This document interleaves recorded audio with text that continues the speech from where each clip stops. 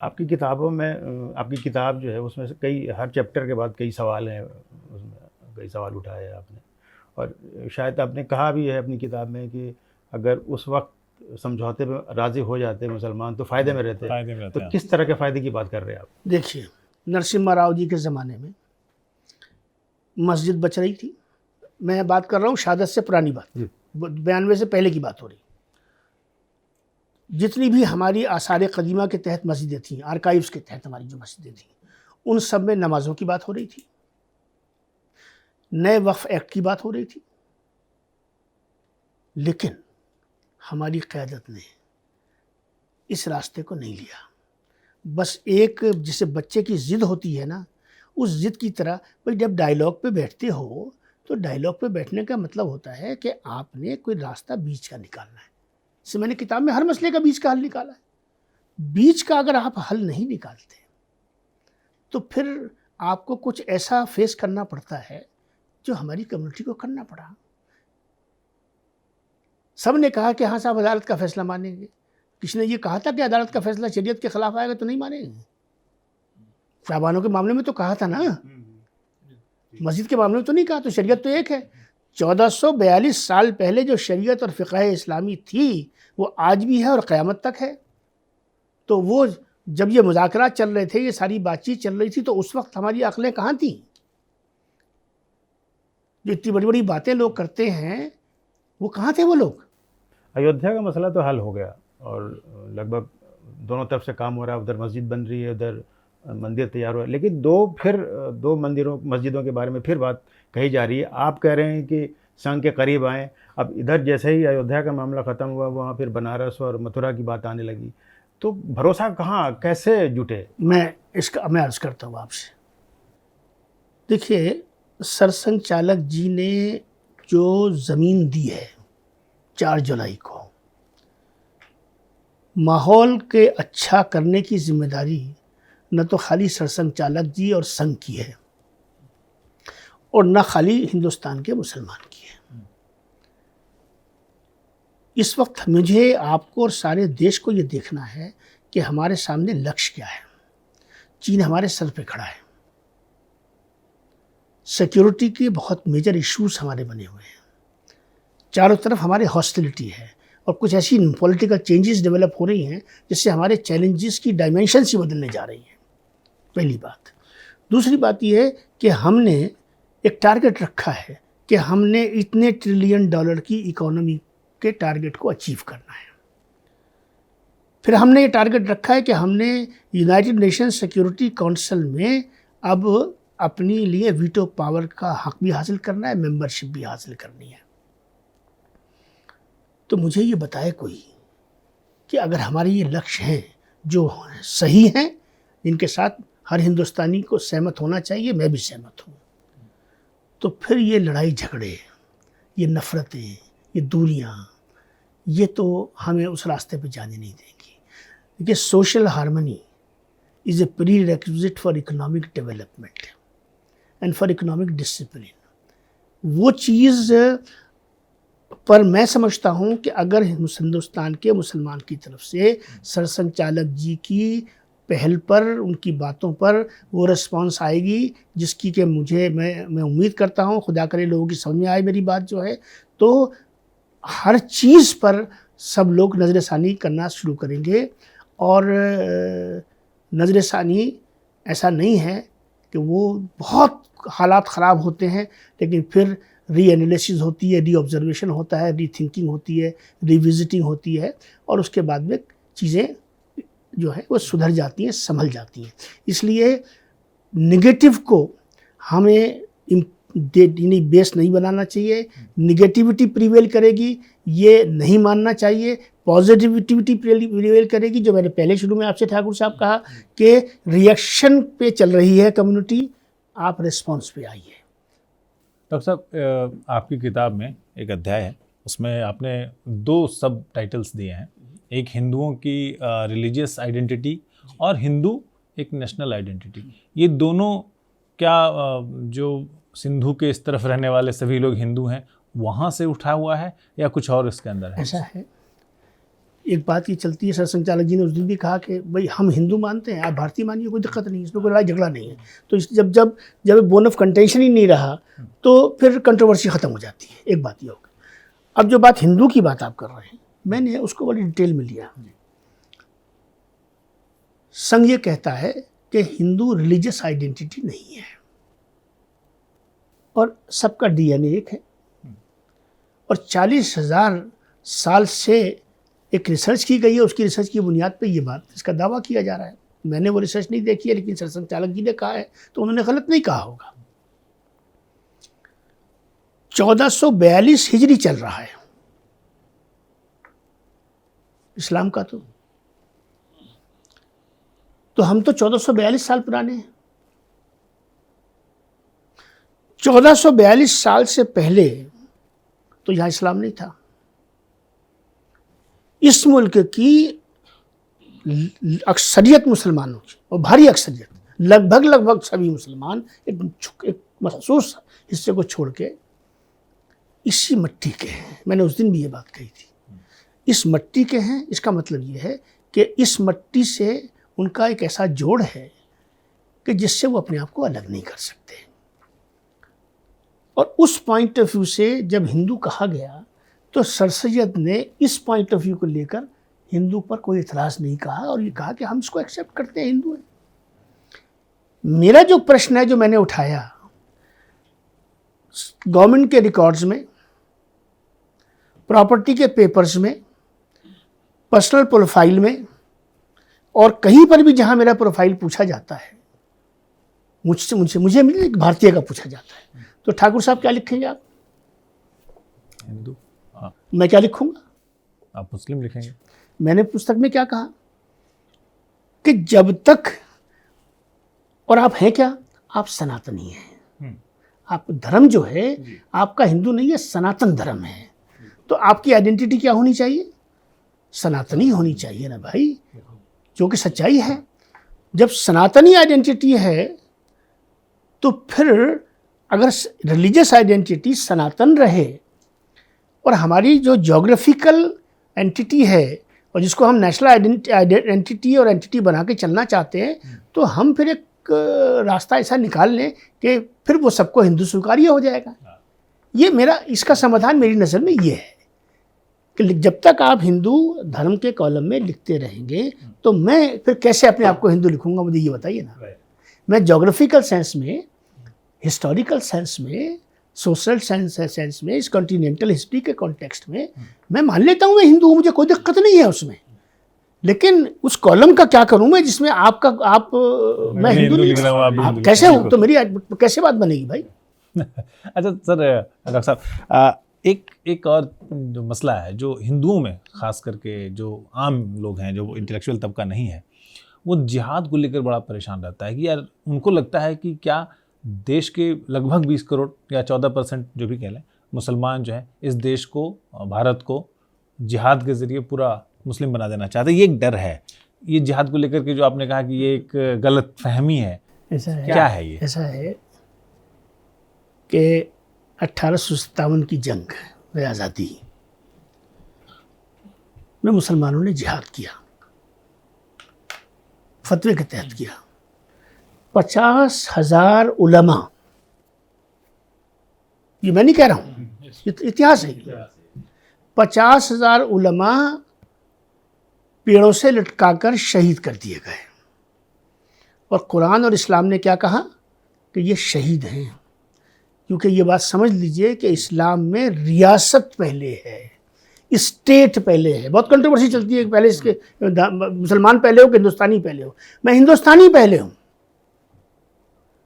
कारी तैयब साहब दारुल उलूम देवबंद के पाकिस्तान गए और पाकिस्तान में जाके उनसे पूछा कि कारी साहब, सबसे बड़े आलिम थे दारुल उलूम देवबंद के, कि आप हिंदुस्तानी पहले हैं कि पाकिस्तानी पहले? पाकिस्तानी कह रहा हूँ कि आप हिंदुस्तानी पहले हैं कि आप मुसलमान पहले हैं? तो कारी साहब ने क्या कहा? कारी साहब की नस नस में कुरान था, हदीस थी। कारी साहब ने कहा मैं हिंदुस्तानी पहले हूँ, उसके बाद मुसलमान हूँ। ये कंट्रोवर्सी मेरी इस बात के बाद ख़त्म हो जानी चाहिए।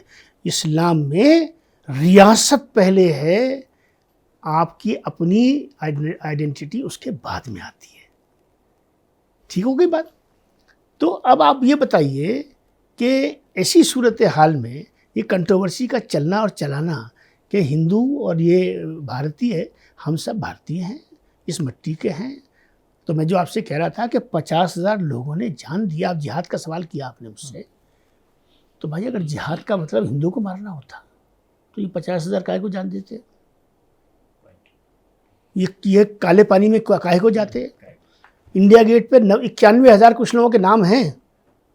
कभी कोई बताएगा कि 62,000 मुसलमानों के नाम है उस इंडिया गेट के ऊपर? क्या उनके सीने में कुरान नहीं था? और मैंने सरसंघचालक जी के सामने कहा कि आप मुझे बताएं, ब्रिगेडियर उस्मान के सीने में कुरान था? उनसे तो जिन्ना साहब ने कहा मैं तुम्हें chief of the army staff बना रहा हूँ, तुम जिधर कूद के इधर आ जाओ। तो वो इस देश की आन पर और उसकी सुरक्षा के लिए उन्होंने अपनी जान को कुर्बान किया और वो शहीद कहलाए। उनके सीने में कुरान था तो मैं कुरान की आयतों को उससे समझूं।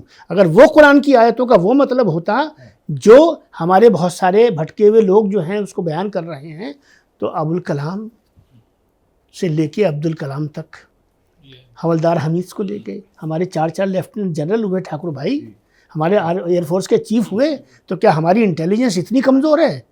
मुझे बताएं ना आप, इतनी कमज़ोर हमारी इंटेलिजेंस है कि उस मुसलमान को हैं आईबी के आसिफ इब्राहिम साहब बने? इतनी कमज़ोर इंटेलिजेंस है हमारी कि हम एक ऐसे आदमी को मुसलमान को बना देंगे कि जिसके सीने के अंदर जो है वो जिहाद होगा कि ढूंढो काफिर कहाँ है, मारो इसको। तो ये चीज़ें क्या बातें करते हैं लोग। अच्छा ख्वाजा साहब, एक आम शिकायत मुसलमानों की ये होती है कि कहने में और करने में फ़र्क है। जैसे मोहन भागवत साहब ने बहुत अच्छी बातें कही, उनके उस बयान के बाद जो मेन बुनियादी है तबका है मुसलमानों का, ये कहता है यार बहुत अच्छी बातें कही, लेकिन ये इम्प्लीमेंट कहाँ होती है? ये बुनियादी शिकायत जो है मुसलमानों की, इसके ऊपर आप क्या कहते हैं? इसमें थोड़ा सा मैं थोड़ा सा और जोड़ना चाहता हूँ इसमें कि बीजेपी में जो मुसलमान हैं और संघ के करीब जो मुसलमान है, मेरे भी व्यक्तिगत संबंध हैं संघ के, बिल्कुल।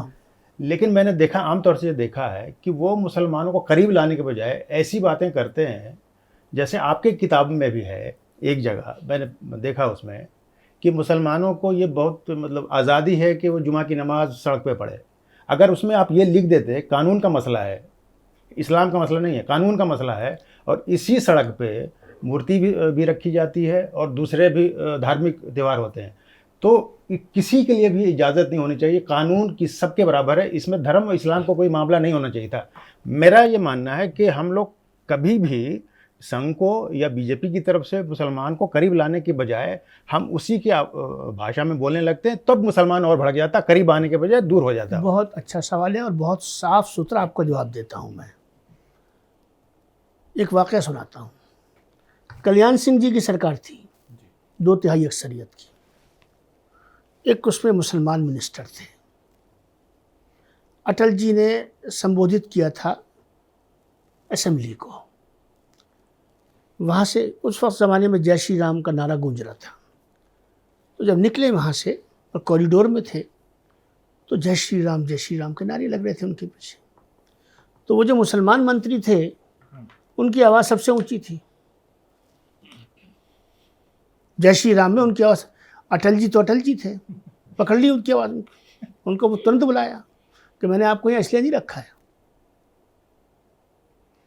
मेरी शिकायत, मेरी दिक्कत अपने लोगों से ये है, किसी भी पार्टी में हों और ख़ास करके भाजपा की बात हम कर रहे हैं, आपको इसलिए मौका दिया जाता है कि आप एक मुसलमान का एक मॉडल बने, ताकि मुसलमान आपको देखकर इसके बारे में सोचे। भाजपा की, आपने एक सवाल किया था बीच में, उसका भी ये भी जवाब है कि भाजपा की तरफ और संघ की तरफ आने में जो सबसे बड़ी जो एक जहन बना हुआ है लोगों का, और वो हमारे ही भाई बहनों ने बना रखा है कि हम अपनी वजह से, अपनी कदरों से अपने आप को इतना दूर ले जाते हैं और हम ये कोशिश करते हैं कि मैं वो सब करने की कोशिश करूं जिससे कि मैं मैं हिंदू लगूं, ना कि मैं मुसलमान लगूं। मैं खुल के कह रहा हूं। तो भाई फिर कौन आएगा आपकी तरफ? अपनी जड़ कौन छोड़ता है? जड़ मैं तो ये कहता हूं कि जड़ से कट के शाख जो है वो पहले सूखती है और फिर खुद गिर जाती है। संघ की सारी आइडियोलॉजी क्या है? संघ यही तो कहती है कि जड़ से जुड़ो। मैं भी ये कह रहा हूँ, जहाँ कॉमन ग्राउंड है वहाँ कॉमन से जुड़ें, जहाँ इंडिविजुअल ग्राउंड है, सरसंघचालक जी ने भी कहा कि आपकी पूजा पद्धति अलग हो सकती है, कब पोशाक अलग हो सकती है, सब चीज़ें अलग हो सकती है, क्या दिक्कत है? तो जो मुसलमान भाजपा में है, संघ में है, मैं आपके चैनल के तवज्जुह से कहता हूँ कि आप अच्छे मुसलमान बन के रहिए। और आप जब अच्छे मुसलमान बन के रहेंगे तो मेरा कहना ये है कि अगर तुम अपने के साथ सगे नहीं हो सकते तो तुम किसी के साथ भी सगे नहीं। डॉक्टर साहब, एक सवाल है, अभी बकरीद ईद उल जुहा आने वाली है, तो पेटा वाले और तमाम लोग ये सवाल उठाते हैं कि बहुत कुर्बानियाँ होती हैं। आपने बकरीद पे भी कुछ जी मैंने लिखा है जी। आपने शब बारात पे भी कहा है, आपने कहा है कि अरबी और फारसी के नाम क्यों जी, रखते जी, हैं बिल्कुल। हिंदुस्तान के मुसलमान, बिल्कुल। क्या इस पर राय है? 3 बातें आपने पूछी हैं। अरबी फारसी का नाम क्यों रखते हैं? अमेरिका में जो हमारा हिंदू भाई रहता है वो क्या नाम रखता है? पता है ना मुझे। जर्मनी में जो रहता है वो क्या नाम रखता है? तो हमसे क्यों पूछा जाती है बात कि हम के नाम क्यों रखते हैं अरबी नाम? नॉन इशू है। इसी तरह से तिरुपति है, बालाजी है, अयोध्या है, पुरी है, शंकराचार्य के मठ हैं, हमारी धाम है, पीठ है हमारी। जो अमेरिका से आता है आदमी, रशिया से आता है, चाइना से आता है, जहाँ जहाँ भी हमारे हिंदू भाई रहते हैं, वो स्पेशली ये पूरा रिलीजियस टूरिज्म है बाकायदा एक, वो वहाँ से चल के आता है। मैं अगर हज करने जाता हूँ तो क्या दिक्कत है? मैं हज करने से मेरी पर सवालिया निशान लग जाता है। आप वहाँ से चल के आते हैं सऊदी अरब से, यहाँ आके और पुरी में जाके दर्शन करते हैं, मेरे लिए तो सलाखों पे आप। तो ये जो नॉन इश्यूज हैं इनको काहे का इशू बना रखा है आपने। अब रही बात काबे की तरफ नमाज क्यों पढ़ते हो? अरे भाई, 4 धाम है कि नहीं है हमारे हिंदू परंपरा में? मैं गलत तो नहीं कह रहा हूँ ठाकुर साहब? तो 4 धाम पवित्र है कि नहीं है? लेकिन जब जैसे क्लासरूम में अब ये हम ऐसे बैठे हैं, मैं इधर को मुंह करके बैठ जाऊं क्या? तो आप मुझसे बात कर लेंगे? तो कोई डिसिप्लिन तो बनाना पड़ेगा ना आपको। आपने मुझे ये कुर्सी दी है, आपने ये नहीं दी मुझे, या आप मुझे यहाँ भी बैठा सकते थे। तो कोई डिसिप्लिन तो बनाया ना आपने, क्योंकि ये एक ऐसी जगह है जहाँ से मैं आप एक्सेसिबल हूँ आपके लिए, आप मेरे लिए एक्सेसिबल हैं, तो एक डिसिप्लिन होता है। मैंने किताब में भी लिखी है बात कि काबे का मतलब ये है, इसका मतलब ये नहीं कि अल्लाह मियाँ इधर को तो है इधर को नहीं है अल्लाह मियाँ, ऐसा नहीं है इसका मतलब। इसका मतलब ये है it's a question of discipline, कि आपने किसी भी काम को करना होता है, उसका एक अनुशासन होता है ना। हम कहते हैं हिंदू परंपरा में धर्म को क्या करते हैं हम? धारण करते हैं। तो धारण जब करते हैं तो धारण करने के अंदर कोई उसका कोई रूल होता है? हाँ, कुछ फंडामेंटल्स तो हैं उसके। फंडामेंटल्स के हिसाब से चलते हैं। चप्पल पहन के तो नहीं जाते अंदर मंदिर में, बिल्कुल नहीं, कतई नहीं। तो चप्पल तो उतार के जाना पड़ेगा, सर को तो ढक के जाना पड़ेगा। अंदर जाके अंदर घंटा नहीं बजा रहे हैं आप, अंदर आप ईश्वर को पुकारने जा रहे हैं अपनी परंपरा के अनुसार से, तो वो भाव होगा कि नहीं होगा? तो ये जो नॉन इश्यूज बना रखे कि साहब नाम क्यों रखता है आप? अरे भाई, अल्लाह के बंदो, नाम इसलिए रखते हैं कि ये एक नाम एक नॉर्मल सी चीज़ है। ये why are you making it an issue? तो ये जो नॉन इशू है, इतने बड़े इशू हो जाते हैं कि हम जो रिश्ता बनाना चाहते हैं वो नहीं बन पाता। एक इशू और इनकी किताब से कोई और हाशिम साहब ऐसा है, मैं बकरीद के जवाब देता हूँ। हाशिम साहब, बात ये है कि जब अब मैं तो अकेला पड़ा हुआ हूँ ना, अब मैं तो ये बातें कर रहा हूँ, लेकिन मुझे तो अपने जैसे 1500 और चाहिए ना जो ये बातें करें इस तरह से, जो आपने बात उठाई थी शुरू में। तो वो 1500, मगर मुझे इस दफ़ा यकीन है कि जो रिस्पांस आ रही है मेरी कम्युनिटी से, इस बार लोग मुझे गालियाँ नहीं बक रहे हैं, वरना मुझे तो बिकाऊ माल कहते हैं लोग कि संघी आदमी है ये। नहीं, लेकिन वक्त को लेकर के भी सवाल तो है, वक्त को लेकर सवाल तो है कि अभी अचानक क्यों इतना रिश्ता बनाने की। नवंबर में सरसंघ चालक जी को लिखा था, बार बार बता रहा हूँ ये बात। दिसंबर में उन्होंने जवाब दे दिया, मार्च की उन्होंने तिथि दे दी 23 मार्च, कोरोना हो गया। अच्छा, मैं ये सोचता हूँ कि 23 मार्च के बाद अप्रैल के एंड में बंगाल के इलेक्शन थे, अगर उस समय होता तो लोग ये कहते बंगाल की वजह से। अब इस समय जो डेट आई, इत्तेफाक की बात ये, तो अभी तो 6 महीने हैं इलेक्शन में उत्तर प्रदेश में, लेकिन और ज़्यादा है। तो अब आप बताइए कि अब वो यूपी के साथ जुड़ गया। तो इस हमारे देश में मोदी जी ने कहा कि भाई एक दफ़ा कर लो सारा खेल, ये पार्लियामेंट का भी इलेक्शन कर लो एक साथ और असेंबली का भी एक साथ कर लो। अच्छा, किताब पढ़ने के बाद मोहन भागवत साहब ने हाँ, आपसे सबसे पहला रिएक्शन उनका क्या था? उन्होंने क्या कहा? मुख्तसर में क्या चीज़ कही उन्होंने? मैं रिएक्शन के शब्द को तो मैं सब्सक्राइब ही नहीं करता। उनकी जो रिस्पांस थी, है ना, उन्होंने, मैं उस रिस्पांस को सलाम करता हूँ। उन्होंने कितनी, समझ लीजिए कि अच्छी मोहब्बत से भरी हुई सच्ची साफ सुथरी जो रिस्पांस मुझे दी, मैं उसका कायल हो गया। और मैं आपके चैनल पे सारी दुनिया देख रही है, मैं उसका कायल था, कायल हूँ और कायल रहूँगा। वो वहाँ से मुझे वो सूत्र मिलता है, वहाँ से मुझे वो धारा मिलती है, वहाँ से मुझे वो ताकत मिलती है जो मुझे सबसे लड़ा देगी, और मैं उसके लिए तैयार हूँ। सर, बकरीद वाले सवाल का जवाब नहीं मिला। बकरीद वाला सवाल जो है, क्या सवाल था आपका बकरीद का? दोबारा पूछ लीजिए। आपने इसमें बहुत सारे लोग, पेटा से लेकर के तमाम जो एनिमल एक्टिविस्ट हैं और हाँ। सोशल मीडिया पे जो ट्रोल्स हैं, ऐसा है, मैंने बकरीद के इस क्वेश्चन को बुक में भी उठाया है। मैंने एक बात ये कही है, मेरा, देखिए, मेरा बहुत भारी एक रिलेशन है इंटरफेथ हार्मनी के साथ में।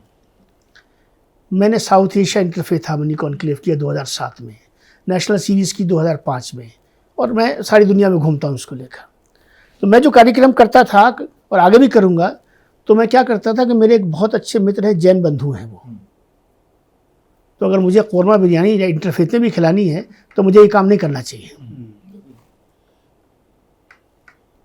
तो मैंने क्या किया, मैंने अपने उन जैन बंधु से कहा, मैंने कहा देखो प्यारे, ऐसा है कि जो खाने की व्यवस्था है ना, वो तुम करोगे, तुम वो खाना बनाओ जिसको हर इंसान खा सके। तो ये जो बकरीद की बात है, आप देखेंगे कि जो हमारे मुसलमान भाई ऐसी बस्तियों में, कॉलोनीज़ में, एरियाज़ में, लोकेलिटीज़ में रहते हैं जहाँ पे उनके 2 घर हैं, 4 घर हैं, 5 घर हैं, 10 घर हैं, वो कुर्बानी वहाँ नहीं करते, वो इस बात का लिहाज रखते हैं। एक बात तो ये, इस चीज़ को हम हाईलाइट नहीं करते, हमें करना चाहिए। दूसरी बात ये, मुस्लिम लोकेलिटी में जो कुर्बानियाँ होती हैं उसमें कुछ मुझे भी शिकायतें हैं, वही शिकायतें जो आपकी भी शिकायतें हैं। नहीं, मेरी शिकायत नहीं। नहीं, शिकायत से मुराद मतलब ये एक मुद्दा है, वो शिकायत हम एक लोग मुद्दा को है, होती है। वो मुद्दा है। मैं अपना लफ्ज़ वापस लेता हूँ, मुद्दा है कि मुझे अपने पड़ोसी का ध्यान रखना है। मैं चीख चीख के हर एक को कहता हूँ साहब के इस्लाम में पड़ोसी का बड़ा भारी हक है, इसमें कोई दो राय नहीं है। एक दौर वो था कि जब ये हो रहा था कि कहीं पड़ोसी को प्रॉपर्टी में हिस्सा ना मिल जाए, इतने हुकूक दिए जा रहे थे पड़ोसी को। तो भाई, जब मैं ये, मेरी ये ईमान है कि 40 घर इधर, 40 इधर, 40 उधर और 40 उधर का पूरा महल्ला ही हो गया ना तकरीबन, कि मुझे ऐसा कुछ करना नहीं है जिससे कि मेरे बराबर में रहने वाले ठाकुर भाई को या शर्मा भाई को ये तकलीफ़ पहुँचे, है ना, या उसके घर में वो खुशबुएँ पहुँचें जो उसकी वजह से उसका खाना ख़राब होता है, जिसकी वजह से वो आपके घर में पानी नहीं पीना चाहता। आप ये तो कहते हैं पानी शर्मा जी पीना नहीं चाहते, मगर शर्मा जी क्यों पानी नहीं पीना चाहते, इसको भी आपको समझना पड़ेगा और अंदर लेना पड़ेगा आपको उसको, जो है। तो ये जो कुर्बानी के बाद जो गंदगी फैलती है, उस गंदगी को हम हर साल उस पर बात करते हैं, मगर हम ज़मीन पर उस तरह से बिहेव नहीं कर पाते जिस तरह से हमें बिहेव करना चाहिए। ये आपका तो मुद्दा है, मेरी शिकायत है, मैंने पुस्तक में लिखी है, और मैं इसको मानता हूँ कि अपने पड़ोसी की हसासियत को, उसकी सेंसिटिविटी को, उसकी धार्मिक भावना को आप ध्यान में रखिए। और अगर कहीं भी आपको कोई ज़रूरी नहीं है कि आपको अपने घर में ही कुर्बानी करनी है, आप ऐसी बहुत सी फैसिलिटीज़ अवेलेबल होती हैं, आप कहीं भी इस काम को कर सकते हैं। मैंने सवाल के दस जवाब अब एक बात और भी मैं कहना चाहता हूँ इसी बकरीद के हवाले से। बहुत से लोग कहते हैं साहब कुर्बानी करनी ही नहीं चाहिए। देखिए, बलि का कॉन्सेप्ट, देखिए, मैं तो उनमें से नहीं हूँ जिसने कुछ पढ़ नहीं रखा, हवा में तो बात नहीं करता। बलि को मैंने पूरा अध्ययन किया हुआ है, इसलिए मुझे कोई ये ना समझाए कि ये बलि का तरीक़ा गलत है। उसके बलि करने के, बलि चढ़ाने के तरीक़े अलग हैं, और मैं किसी को क्रिटिसाइज़ नहीं करना चाहता। मैं बलि को एक कॉमन हेरिटेज और कॉमन ग्राउंड और कॉमन मीटिंग पॉइंट मानता हूँ तमाम धर्मों के अंदर। मैंने आपका सवाल किया था, उसका जवाब नहीं मिला कि कहने में और करने का जो फ़र्क था, कि हम कहते हैं, अच्छी बात कहते हैं, लेकिन मुसलमानों को शिकायत है कि वो इम्प्लीमेंट नहीं हो रही। मैं आपके सवाल का जवाब पहले दे चुका, इसलिए सुनिए मेरी बात। वजह उसकी देखिए क्या है। मैंने कहा कि उन्होंने जिस सच्चाई से एक बात कही है, तुम सब चिपट जाओ ना उससे। तुम उनसे तो ये उम्मीद कर रहे हो कि उन्होंने ये कर दिया, अब अगला काम भी वही करे। अरे भाई, उनका काम वो करने का था, आपका काम उसको ताकत देने का है। जब आप उसको ताकत देंगे तब, और ताकत क्यों ज़रूरी है? देखिए, उनका कितना विरोध हो रहा है, आप सोशल मीडिया पे देख रहे हैं। विरोध कौन कर रहा है? उन्होंने स्वयं कहा, यानी उनकी सच्चाई को मैं सलाम करता हूँ। उन्होंने कहा कि जो मैं अगर अब यहाँ बहुत ही भड़काऊ भाषण में दूंगा तो यहाँ पे क्या होगा कि यहाँ पे बहुत सारे लोग मतलब उसको पसंद करेंगे, लेकिन मेरा अधिकतर समाज उसको लाइक नहीं करेगा। ये बात उन्होंने कही, मैं उसको स्वीकार करता हूँ।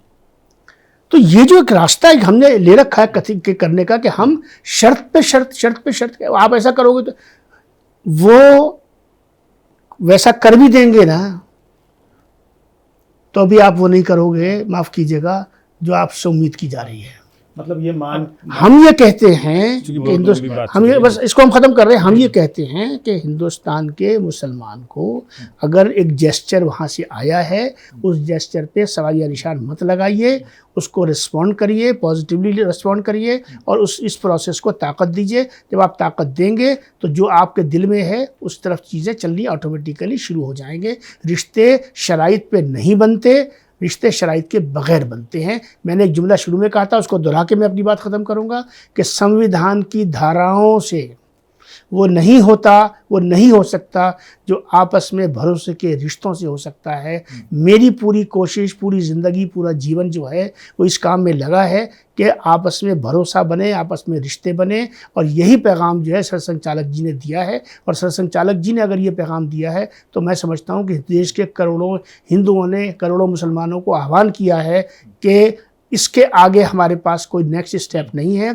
हम आखिरी स्टेप ले चुके, अब सारे स्टेप्स जो हैं वो तुमको भी लेने हैं और एक पॉइंट पे आके हम दोनों को मिल के लेने हैं। मुल्क को आगे बढ़ाना है, तरक्की उसको देनी है, बड़ा नाम उसका कमाना है, और दुनिया के जो चैलेंजेस हमारे सामने उनको मीट आउट करना है। उसके अलावा उसमें आपस में एक दूसरे के साथ सहज होने के, समरसता के, सद्भावना के, सहकारिता के, सहभागिता के, इसके अलावा हमारे पास कोई ऑप्शंस नहीं है। अब ये लड़ाई का और झगड़े का खेल ख़त्म हो जाना चाहिए। मोदी जी के साथ आप बहुत नज़दीक से काम कर रहे हैं। आपने इससे पहले नरसिंह राव साहब के साथ और अटल जी के साथ भी काम किया। मोदी जी के साथ करने का तजुर्बा कैसा रहा? देखिए, मैं मोदी जी की जो सबसे बड़ी खूबी है, जिसको हर शख्स को पहचानना चाहिए, समझना चाहिए, स्पष्ट, दृढ़। उनके यहाँ रिट्रीट नहीं है।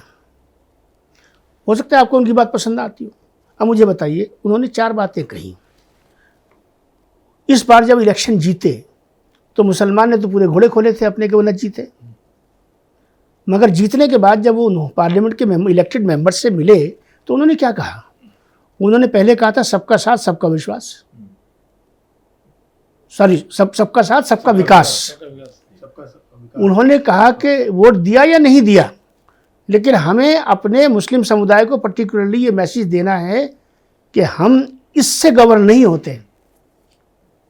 सबका विश्वास हिंदुस्तान के मुसलमान को पहला मैसेज दिया, हमने उसको रिस्पॉन्ड नहीं किया।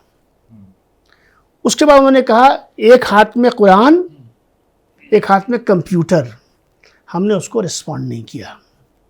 उसके बाद उन्होंने सूफी कॉन्फ्रेंस में अल्लाह तबारक व तआला के 99 नाम लेकर और सूफी परंपरा को लेकर जो हमारी आपस की जो है सामूहिक धरोहर है हमारी, उसकी बात इतनी खुल के करी, हमने रिस्पॉन्ड नहीं किया। अलीगढ़ मुस्लिम यूनिवर्सिटी के सेंटिनरी सेलिब्रेशंस में अलीगढ़ को लेकर पीछे कितनी कंट्रोवर्सी चली ठाकुर साहब। उसी यूनिवर्सिटी के सेंटिनरी सेलिब्रेशंस में प्रधानमंत्री जी ने क्या कहा अलीगढ़ के बारे में कि ये AP centre of Indian national movement रहा है। हमने उसको भी रिस्पॉन्ड नहीं किया। हमने वही काम किया जो पाकिस्तान काम करता है हमारे साथ। वो उन्होंने नवाज शरीफ को यहाँ बुलाया अपने पहले फंक्शन में, आप चौड़े हो गए कि हमें इतनी इज्जत क्यों मिली हुई। उसके बाद में वो घर चले गए आपके, आप और चौड़े हो गए। तो ऐसे थोड़ी होता है। अगर आप जो है वो रिस्पॉन्ड नहीं करेंगे चीज़ों को, तो क्या नरेंद्र मोदी इंसान नहीं है क्या वो? लेकिन इसके बावजूद भी आप देखें कि जो हमारा माइनॉरिटीज़ जो मिनिस्टर हैं हमारे, जो हमारा माइनॉरिटीज़ मिनिस्ट्री है, कंपेयर कर लीजिए, जो जिस तरह से पहले चल रही थी वैसे चल रही है। जितनी संस्थाएं मुसलमानों को, माइनॉरिटीज़ को लेकर सब चल रही हैं, सारी यूनिवर्सिटीज़ की ग्रांट चल रही है, हज वैसे ही चल रहा है, रोज़ा वैसे ही चल रहा है, तबलीग का काम वैसे ही चल रहा है, जमात इस्लामी वैसे ही काम कर रही है, सारी संस्थाएं काम कर रही हैं। तो कब रिस्पॉन्ड करोगे भाई? तो the fault lies with the community. लेकिन तो सवाल यहाँ पर ये है कि आप रिस्पॉन्ड की बात करते हैं पर सत्ता में सहभागिता नहीं बनाना चाहते। अच्छा, अब ये मैं उसको थोड़ा सा आगे प्लीज करना प्लीज, हाँ। जब अब टिकट देने के बारे में बात आती है तो आप नहीं देते, फिर वोट की ख्वाहिशमंद होते हैं।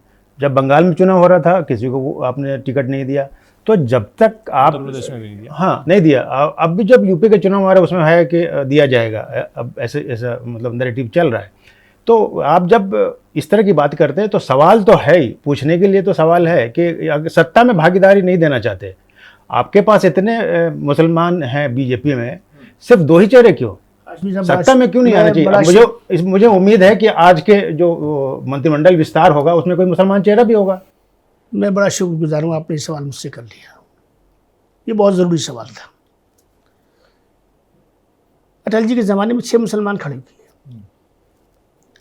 जो मुसलमान भाजपा से इलेक्शन लड़ता है, देखिए डेमोक्रेसी में आपको सीट चाहिए, नंबर चाहिए, तब आप प्रधानमंत्री बनेंगे। नंबर नहीं होगा तो नहीं बनेंगे। 1 से चली गई थी सरकार, याद है आपको? 1 से चली। गिरधर का मांग थे। भारतीय जनता पार्टी के टिकट पे खड़े होने वाले मुसलमान को, उस क्षेत्र के मुसलमान जो हैं, एक तरफ तो ये चर्चा कर रहे होते हैं भाजपा टिकट नहीं देती, और दूसरी तरफ जब वो टिकट दे देती है तो फिर ये होता है कि कहीं भी दे दियो, इसकी ज़मानत जब्त करनी पक्की है। तो मुझे आप बताइए, जब हम फिर बात रिस्पॉन्स पे आ जाती है, जब वहाँ से कोई तजर्बा होता है तो तजर्बे पे रिस्पॉन्स नहीं मिलती। अगर 2 मुसलमान खड़े किए, 4 खड़े किए, गुजरात में लोकल बॉडीज़ के इलेक्शंस में कितने खड़े किए, लोगों ने इलेक्शन जिताया, तो वहाँ 200 से ज़्यादा लोग जीत गए। आपको जो टिकट असेंबली का मिल रहा है, आप उसको ये समझ रहे हैं ईमान का वोट है, इसको हराना ईमान की बात है, दीन की बात है, इसको हराओ। मुसलमान उम्मीदवार को मुस्लिम क्षेत्र से क्यों खड़ा दे बीजेपी?